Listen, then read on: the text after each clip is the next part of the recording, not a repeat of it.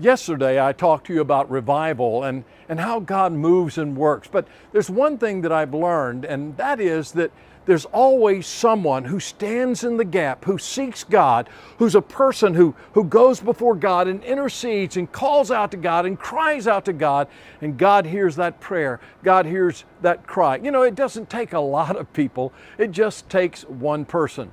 In 1949 to 1952, there was a man by the name of Duncan Campbell. And Duncan Campbell was mightily used in a great revival on the Isle of Lewis in the Hebrides Islands. And God moved in a mighty way. But they had been praying and praying and praying, and it seemed like there was no move of God's Spirit.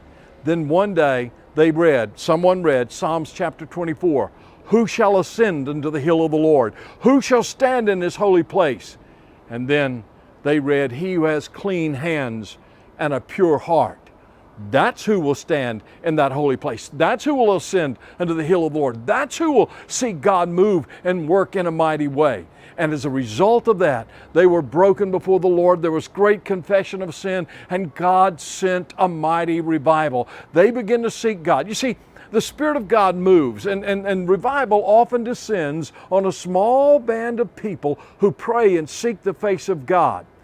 God is looking for someone who will stand in the gap, who will pray and seek the face of God.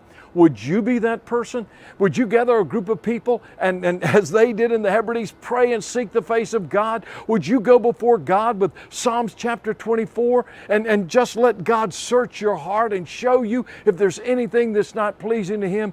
And oh, let's cry out to God for a mighty sweeping revival. God wants to do it. If we're available, He will do it.